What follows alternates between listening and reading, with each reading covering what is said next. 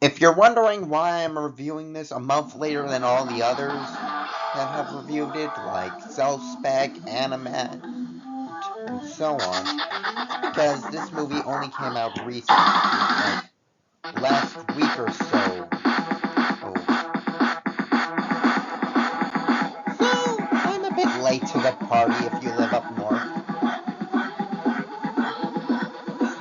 But anyway, this just came out. Teenage Mutant Ninja Turtles Mutant Mayhem.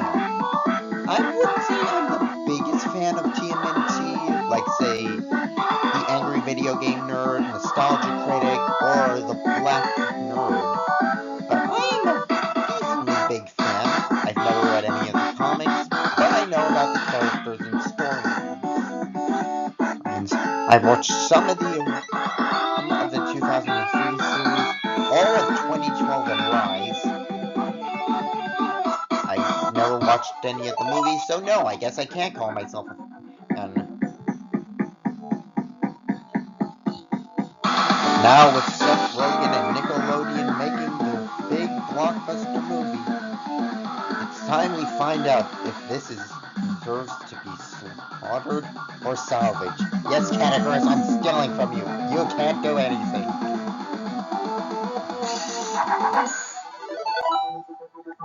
The humor of the movie is good. Very, very well done. Not really adapt some story. There are a lot of good jokes because, you know, the original was a gritty Nickelodeon meant to parody a lot of popular superhero teams at the time, like the X-Men and especially Daredevil. Another neat thing about it is that this has pop culture references that actually do work in the context, given that Ninja Turtles' only real outside exposure using mutant as allegories for racism. There are several times in the movie and various media about how same goes for the other new people are afraid of what's different. It's the contrast with the humans, which rarely try to find the bad guys at all, as it's just normal society. And thus, anyone who's not right, that there are still some other good shows as the victim. And I can't really say I laughed at Turtles' charm, but I did laugh at the references and the rest. I can't Easter eggs are good jokes whenever it's not doing your lowbrow gross, including several characters, which I'll get into later. But even animation is without a doubt the best part of the movie. Still, hands down, like no comment. It's cool to see more Spider-Verse influence comes around with Nimona, The Last Wish, and especially this one. The thing is that her designs of the people and the humans are meant to look like claymation. In fact, they look like something straight out of an Aardman movie, which does kind of fit. And the best part of the animation by far is, of course, the effects, giving this awesome hand-drawn art style to look sharp. Hell, it didn't even go into some hand-drawn parts a la Kung Fu Panda. Great, the CGI with elements, giving it a unique flair. And of course, it is a superhero movie, so that of course means that the action scenes are well choreographed, well sought out, well detailed, and well designed. The backgrounds may be a bit... Oh, who am I kidding? They're still great with the art style. It looks incredible. What else is there to say? The characters are still just as lovable as they were before. Leo's still the same, Mikey's still the same, Raph is still the same, Ronnie's still the same. But they are still likable. They kept the likable parts of before and added them in the movie with some new elements. In particular, Master Splinter. My favorite will always be the 2012 version of him, but this one actually has my preferred backstory, where he's a rat that's turned into a mutant and finds these kids who are the first ever creatures that didn't look at him in disgust, helping tie into the message and their bond. It's understandable why he's protective of him, much more than other protective parents in media.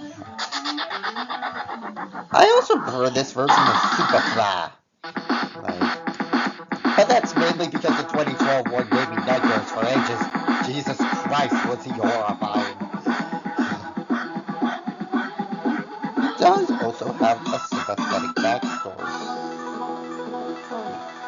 And a nice contrast from Splinter, where Splinter wants to keep them together with his himself. It's just like Superfly. Doesn't really plan on hurting any humans. Master Stockman wants to eliminate the humans so that his friends will live in safety and protection. Also, it is notable that some fan favorite characters aren't here, in particular Casey Jones and Shredder. But hey, the characters are still great enough to go they have. Just like the other movies we checked out this year, like Mario and Nimona, the voice acting is another highlight of the movie. Just like Mario, it has a lot of famous celebrities in it, mostly with the games. But the surprising thing is, they all sound really good in their roles. It's like you wouldn't tell that they're famous celebrities because they fit in so natural and deliver some great performances that sell the emotion and the stakes. Plus, they also help to make the humor much better than before. Or if it was somebody else in the roles, like God forbid Aquafina or James Corden, that would have been an immediate turnoff. I cannot stand them in anything else. But what's the weird exception to this rule? The Turtles. Because they're not voiced by big-name celebrities. They're voiced by actual kids. Most notably, Donatello is voiced by Gumball. I think. And for kid actors, they also do really well in their part. Like, these kids have some talent. I hope to see them in more stuff.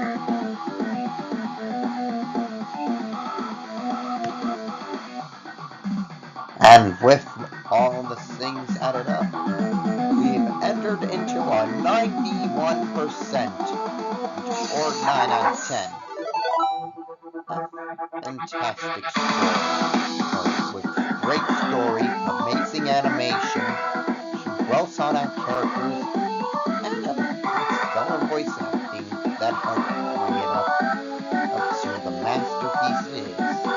Honestly, this has been a great year for animated films. We haven't had a single bad one of the bunch. At least from what I've seen. I haven't seen a lot of the lower rated movies of the year, like Monkey Kid and Monkey King. Actually, were there any that people really considered bad? No. That's neat. This is a great time to be an animation fan. You know, all things considered. But it can't last forever. But let's hope that the rest of the animated movies of the year is great. Now, if you'll excuse me, I'm gonna go get that Ninja Turtles mutagen pizza.